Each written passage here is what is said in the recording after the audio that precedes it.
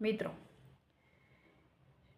જ્યારે પણ જીવનમાં આપણને કંઈક ઓછું મળે ત્યારે ફરિયાદ કરવાને બદલે એટલું વિચારવાની જરૂર છે કે મેં ક્યારે કોને કેટલું આપ્યું, કેટલા પ્રમાણમાં આપ્યું.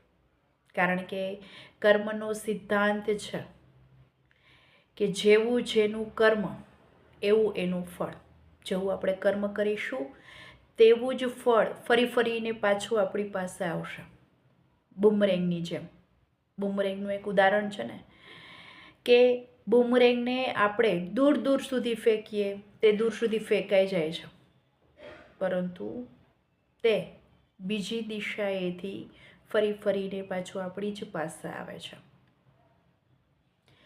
કર્મના સિદ્ધાંતની વાતો અને એના ઉદાહરણો ઘણીવાર છે એ આપણે સમાજમાં જોયા હશે શું, આપણે ખુદ અનુભવ્યા પણ હશે.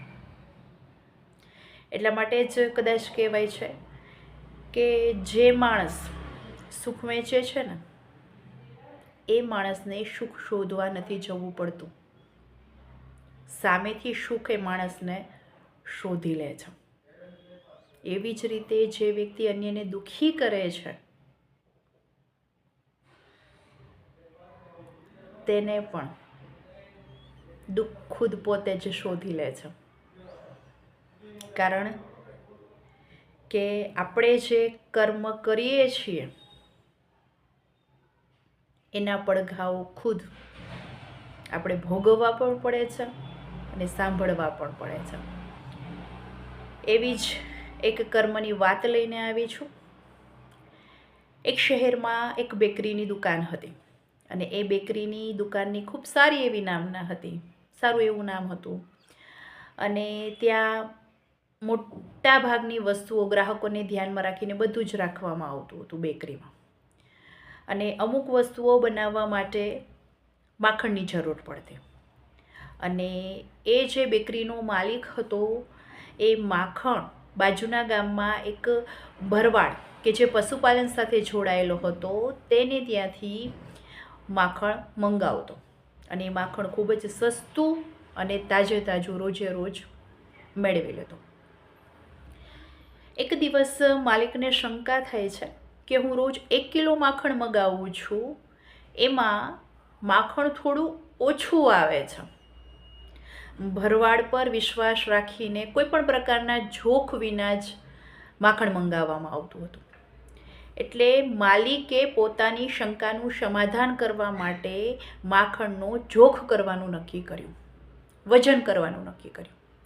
એ માલિક છે એના નોકરને જોખ કરવા માટે કહે છે, વજન કરવા માટે કહે છે, અને નોકર એનું વજન પણ કરે છે. ત્યારે માલિકને જે શંકા હતી એ શંકા મુજબ 1 કિલો માખણના બદલે માખણ ઓછું નીકળ્યું.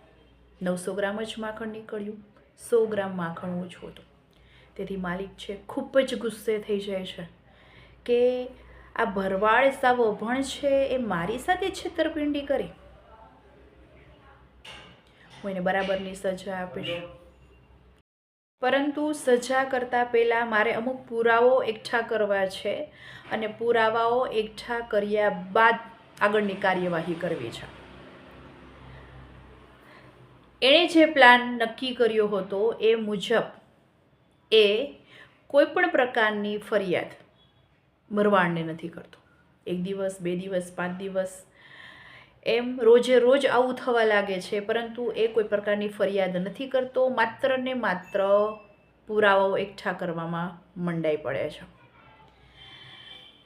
હવે જે માલિક હતો એ ભરવાડની વિરુદ્ધ છેતરપિંડીની ફરિયાદ કરે છે અને કોર્ટ દ્વારા કેસની સુનાવણી હાથ ધરવામાં આવે છે.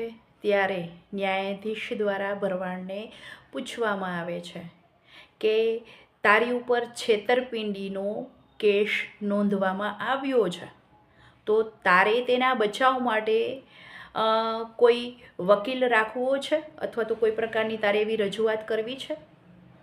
ત્યારે ભરવાડ એને ન્યાયાધીશને જવાબ આપે છે કે સાહેબ, હું ગામડાનો માણસ છું, અભણ માણસ છું, મને આવી કોર્ટ કચેરીની કોઈ પણ પ્રકારની ખબર ન પડે. મને તો એટલી ખબર છે કે મેં શેઠને માખણ ઓછું નથી આપ્યું. ત્યારે ન્યાયાધીશ જજ સાહેબ છે એ ભરવાડને કહે છે કે તારા દ્વારા રોજ 1 કિલો માખણ મોકલવાનું હતું, એના બદલે 900 ગ્રામ જ માખણ તારા દ્વારા મોકલાવવામાં આવતું હતું, 100 ગ્રામ માખણ ઓછું હતું. ત્યારે બે હાથ જોડી અને ભરવાડ પોતાની વાતની રજૂઆત કરે છે જજ સાહેબ સાથે કે સાહેબ, મારા ઘરમાં કોઈ પણ પ્રકારના વજનિયા નથી, કોઈ પણ વસ્તુને જોખવા માટે, તો માખણ શી રીતે ઓછું આપું?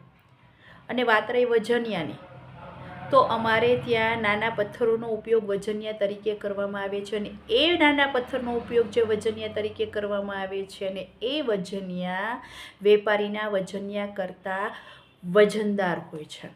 આ એક ચોક્કસ વાત છે. ત્યારે ન્યાયાધીશ ફરી સવાલ કરે છે પેલા ભરવાડને કે તો તારા દ્વારા 100 ગ્રામ માખણ ઓછું કેમ આવે છે? ત્યારે ભરવાડ એને જવાબ આપે છે કે સાહેબ, એ જવાબ તો તમને આ શેઠ એટલે કે વેપારી જ આપી શકશે કે 100 ગ્રામ માખણ કેમ ઓછું હતું. ન્યાયાધીશ કહે છે માખણ તું મોકલાવતો હતો વેપારીને, તો તને જ ખબર હોય ને, વેપારીને ક્યાંથી ખબર હોય?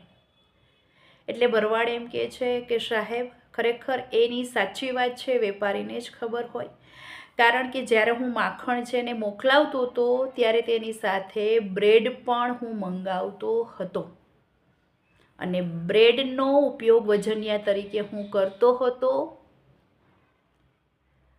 અને પછી એને માખણ આપતો હતો. તો હવે તમે જ વેપારીને પૂછો કે એ ક્યાં વજનિયાનો ઉપયોગ કરે છે.